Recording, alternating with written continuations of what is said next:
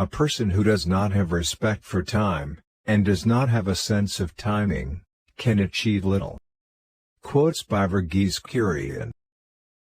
I have always believed that once you identify the best person for a particular project and tell him or her exactly what you expect, you must put your complete trust in that person, allowing him or her to work independently without interference. If you do, the project is bound to succeed. As I have often said later, I was thrown into this little dusty town in Gujarat and into the lives of the dairy farmers of Khera district by what I consider to be a sheer accident of fate, what turned out to be a strange pre-planned act of destiny. I had always imagined that I was cut out for bigger and better things. For a glamorous, fast-paced life in a big city, a job with a prestigious firm and the pleasures of the luxurious lifestyle that go with it. Anand did not figure anywhere in my scheme of things.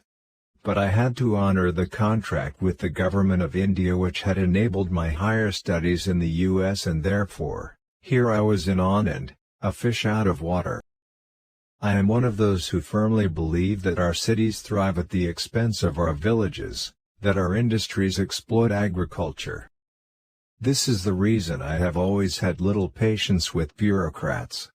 Time and again they have revealed to me that they exist for their own power and pelf, they do not exist for the good of the country.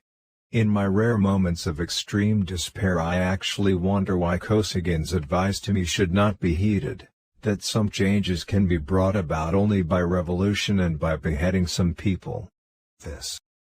When Pestonji died in November 1962, his son Meenu took over the management.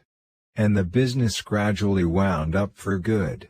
Unlike Pestonji, who had started his life with nothing, Meenu was born in the lap of luxury, the type who can turn into a spoiled brat. Pestonji knew his son well and left the management of only the Patna dairy to him. The management of Anand Dairy went to Pestonji's son-in-law, Lieutenant Colonel Kothawala. One day Meenu came to me and said, "If you want to ruin anything, ruin the Anand Dairy. Don't touch the Patna Dairy because that one is mine." The statement revealed the kind of man he was. Periodically, Meenu would discuss the sale of the Anand Dairy with me. One day he told me that he had spoken to the board and this time he was absolutely serious about selling the dairy. I spoke to our board members, who agreed that we should buy it, and a price was decided. Then Meenu backed out.